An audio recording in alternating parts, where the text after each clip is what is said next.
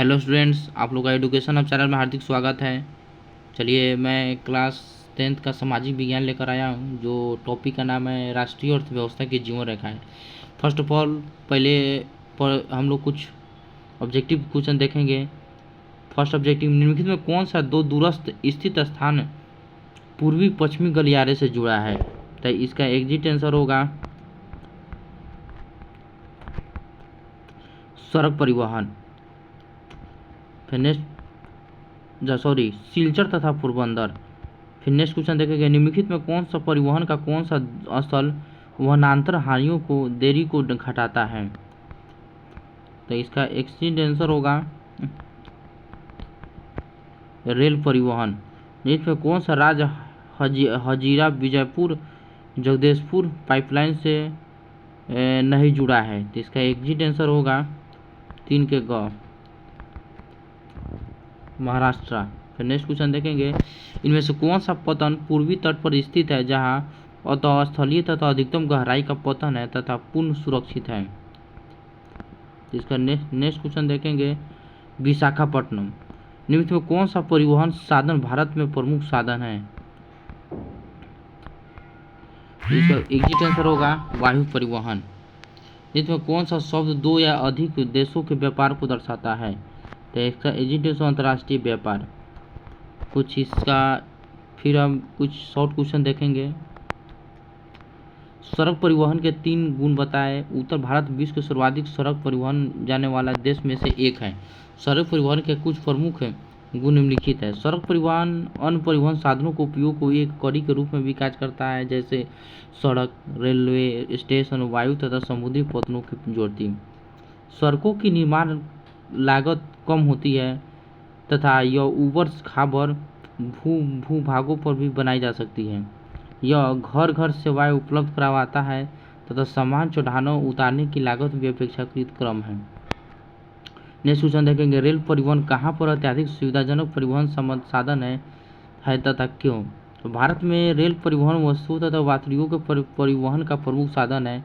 Rail परिवहन के अनेक कार्यों में सहायक है, जैसे व्यापार, भ्रमण, तीर्थ यात्राएं और लंबी दूरी तक सामान का परिवहन आदि। भारत के उत्तरी मैदानों में रेल परिवहन अत्याधुनिक सुविधाजनक परिवहन है, क्योंकि उत्तरी मैदान अपनी विस्तृत समतल भूमि, सघन जनसंख्या घनत्व संपन्न कृषि व प्रचुर संसाधनों के कारण रेल परिवहन के विकास व वृद्धि में सहायक रहता है।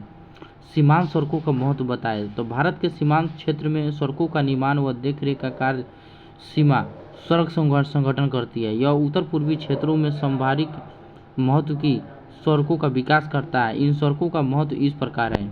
1 नंबर देखेंगे, ये सड़कें सीमावर्ती क्षेत्रों में रहने वाली लोगों को, विशेषकर चौकियों को करने वाली सैनिकों के प्रतिदिन की आवश्यकताओं को पूरा करने में बड़ी सहायता सिद्ध होगी।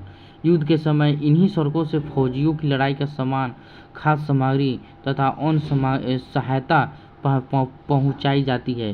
3 नंबर पर, इन सड़कों से दुर्गम क्षेत्रों में आने वाले सरल हुआ है।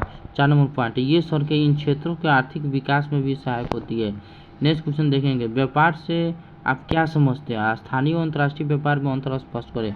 राज्य व देश के बीच विभिन्न वस्तुओं का आदान प्रदान व्यापार कहलाता है। स्थानीय और अंतर्राष्ट्रीय व्यापारों में अंतर निम्नलिखित है। अंतर्राष्ट्रीय व्यापार देखेंगे, 2 देशों के मध्य विभिन्न वस्तुओं के आदान प्रदान अंतर्राष्ट्रीय व्यापार कहलाता है। यह समुद्री, हवाई व स्थलीय मार्गों द्वारा हो सकता है। यह देशों के व्यापार की प्रगति, उसके आर्थिक विकास का सूचक होता है। स्थानीय व्यापार क्या होता है? एक देश के अंदर विभिन्न वस्तुओं को आदान प्रदान स्थानीय व्यापार कहलाता है। स्थानीय व्यापार शहरों, कस्बों और गाँवों में होती है। परिवहन तथा संचारों के साधन किसी देश की जीवन रेखाएं होती है तथा अर्थव्यवस्था क्यों कहे जाते हैं? वस्तुओं, सेवाओं तथा लोगों को एक स्थान से दूसरे स्थान तक ले जाना परिवहन कहलाता है। यह परिवहन 3 महत्वपूर्ण क्षेत्रों से कह सकता है, स्थल, जल तथा वायु। संचार के साधन वे साधन है जिनका प्रयोग एक स्थान से दूसरा स्थान तक संदेश भेजने के लिए किया जा सकता है। ये दोनों ही किसी देशों की जीवन रेखाएं कहे जाते हैं, क्योंकि एक देश के विकास की गति वस्तुओं तथा सेवाओं के उत्पादन के साथ एक स्थान से दूसरे स्थान तक वहन की सुविधाएं पर निर्भर करती है। इसलिए सक्षम परिवहन के साधन तीव्र विकास हेतु पूर्व उपेक्षित है।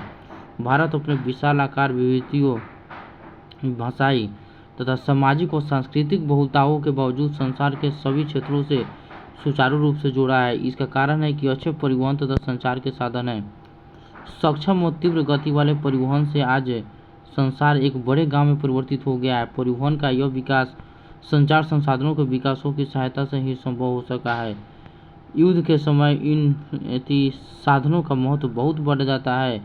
इनके द्वारा सारा देश रक्षा सेनाओं की सहायता में कटिबद्धता हो जाती है। हथियारों, गोला बारूद तथा रसद पहुंचाने का काम आसान हो जा सकता है।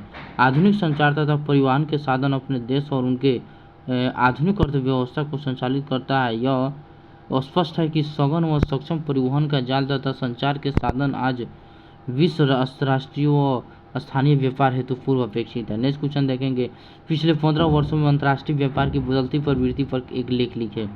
तो दो देशों के मध्य व्यापार अंतर्राष्ट्रीय व्यापार कहलाता है। एक देश के अंतर्राष्ट्रीय व्यापार की प्रगति उसके आर्थिक व्यापार का सूचक है, इसलिए इसे राष्ट्र का आर्थिक बैरोमीटर भी कहा जा सकता है। स्वतंत्रता प्राप्ति के पश्चात औद्योगिक विकास के फलस्वरूप भारत के विदेशी व्यापार में भी प्रगति हुई है।